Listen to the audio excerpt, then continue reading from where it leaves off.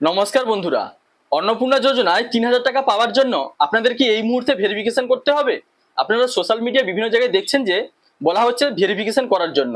অন্নপূর্ণা যোজনার টাকা পাওয়ার জন্য নাকি এই মুহূর্তে আপনাদের ভেরিফিকেশন করতে হবে। এটা কতটা সঠিক? তো বন্ধুরা, ভেরিফিকেশন করানোর ক্ষেত্রে সরকার থেকে আদৌ কি কোনো বিজ্ঞপ্তি প্রকাশিত হয়েছে?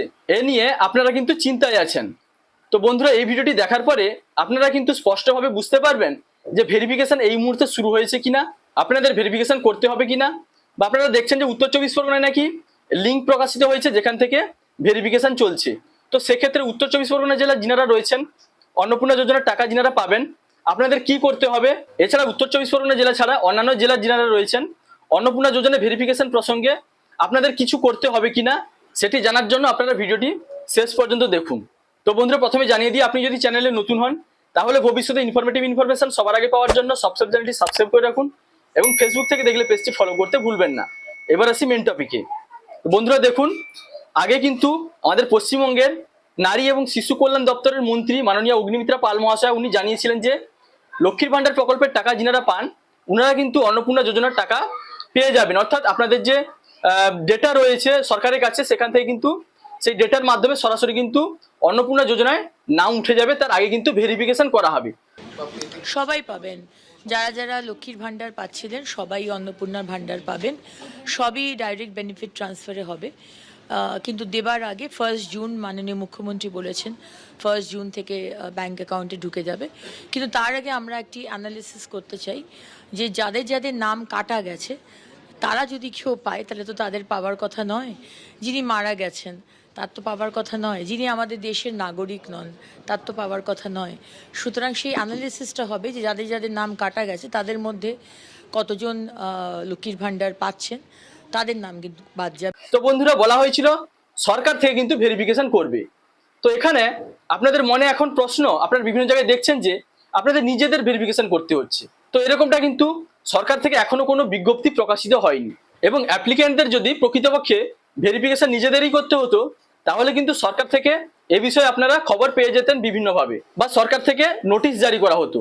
কিন্তু বন্ধুরা, এখনো পর্যন্ত সরকার থেকে কোনো রকমের নোটিশ জারি করা হয়নি। তাই আপনারা এ নিয়ে অযথা চিন্তা করবেন না।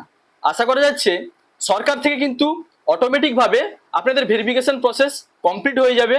কিন্তু উত্তর চব্বিশ পরগনা জেলায় যেখানে বলা হচ্ছে লিঙ্ক প্রকাশিত হয়েছে, সেক্ষেত্রে অন্নপূর্ণা যোজনায় আপনাদের ভেরিফিকেশন করতে হবে কিনা সেটা জানার জন্য আপনাদের কিন্তু অবশ্যই ভিডিওতে যোগাযোগ করতে হবে। অর্থাৎ শুধুমাত্র উত্তর চব্বিশ পরগনা জেলার ক্ষেত্রে কিন্তু এটা বললাম, যেহেতু আপনাদের মনে কিন্তু ডাউট রয়েছে যে আপনাদের যে লিঙ্কটা প্রকাশিত হয়েছে সেটা সঠিক কিনা। আপনারা কিন্তু এ বিষয়ে ভিডিওতে খোঁজ নিন। শুধুমাত্র উত্তর চব্বিশ পরগনা জেলার ক্ষেত্রে বললাম, আপনারা গিয়ে যোগাযোগ করুন যে সত্যি আপনাদের ভেরিফিকেশন নিজেদেরকে কমপ্লিট করতে হবে কিনা। অন্যান্য জেলার যে সমস্ত উপভোক্তারা রয়েছেন আপনাদের বলে দিই, আপনাদের ক্ষেত্রে ভেরিফিকেশনের এই প্রসেস নিয়ে কোনো রকমের বিব্রত হওয়ার কারণ নেই। আপনারা কোনো রকমের অযথা চিন্তা করবেন না। সরকার থেকে কিন্তু এখনো পর্যন্ত কোনো রকমের আপডেট আসেনি যে ভেরিফিকেশন করতে হবে কিনা। সরকার থেকে কিন্তু ভেরিফিকেশন করে দিবে। এবং আপনাদের নিজেদের যদি ভেরিফিকেশন করতে হতো তাহলে কিন্তু সরকার থেকে নোটিফিকেশন চলে আসতো, বিজ্ঞপ্তি প্রকাশিত হতো। সরকার থেকে কিন্তু এ বিষয়ে কোনো রকমের বিজ্ঞপ্তি প্রকাশিত হয়নি। তাই আপনারা অযথা চিন্তা না করে রিল্যাক্স থাকুন। তো আপনারা আপনাদের মূল্যবান নথিগুলি অর্থাৎ আধার কার্ড, ভোটার আইডি বা ব্যাংকের পাসবুক এগুলি কিন্তু কোনো থার্ড পার্টির অ্যাপে গিয়ে আপলোড করবেন না, এতে আপনাদের সমস্যা হতে পারে। বর্তমানে আপনারা অপেক্ষা করুন সরকার থেকে কোনো রকমের বিজ্ঞপ্তি প্রকাশিত হচ্ছে কিনা সেদিকে নজর রাখুন। যদি এই বিষয়ে কোনো আপডেট আসে পরবর্তীকালে তাহলে কিন্তু আমি ভিডিওর মাধ্যমে আপনাদের জানিয়ে দিব। তো এই মুহূর্তে আপনাদের কোনো কিছু করার প্রয়োজন নেই। অর্থাৎ উত্তর চব্বিশ পরগনা বাদ দিয়ে অন্য যে সমস্ত জেলার যেনারা উপভোক্তা রয়েছেন আপনাদের ক্ষেত্রে বলে দিলাম, কোনো রকমের আপনাদের কোনো কিছু করার প্রয়োজন নেই। আপনারা শুধুমাত্র আপনাদের ব্যাংকের সঙ্গে ডিবিটি লিঙ্ক আছে কিনা সেটা কিন্তু চেক করিয়ে নেবেন। যদি না থাকে তাহলে ডিবিটি লিঙ্ক করিয়ে রাখুন। কিন্তু উত্তর চব্বিশ পরগনা জেলার ক্ষেত্রে বললাম, আপনারা ভিডিওতে গিয়ে এ ব্যাপারে প্রথমে যোগাযোগ করুন। যদি ওখান থেকে বলা হয় যে আপনাদের ভেরিফিকেশন করতে তাহলে করবেন, বা এ বিষয়ে আপনারা সঠিকভাবে বুঝে নেবেন। তো বন্ধুরা, আশা করি বুঝতে পারলেন অন্নপূর্ণা ভান্ডারের ভেরিফিকেশনের প্রসেস নিয়ে আপনাদের অযথা চিন্তা করার কোনো কারণ নেই। সরকার থেকে কিন্তু অটোমেটিক ভেরিফিকেশন প্রসেস করা হবে। যেহেতু লক্ষ্মীর ভান্ডারে আপনাদের ডেটা রয়েছে সেগুলি কিন্তু সরকার থেকে যাচাই করা হবে এবং ভেরিফিকেশনের পরে কিন্তু অন্নপূর্ণা ভান্ডারে আপনাদের নাম তুলে দেওয়া হবে। তো বন্ধুরা, এই ছিল আজকের আপডেট। যদি ভিডিওটি ভালো লাগে তাহলে লাইক, কমেন্ট, শেয়ার এবং সাবস্ক্রাইব করতে ভুলবেন না। দেখা হচ্ছে পরবর্তী কোনো ইনফরমেটিভ ভিডিওর সঙ্গে। আপনারা ভালো থাকবেন, সুস্থ থাকবেন। Thank you.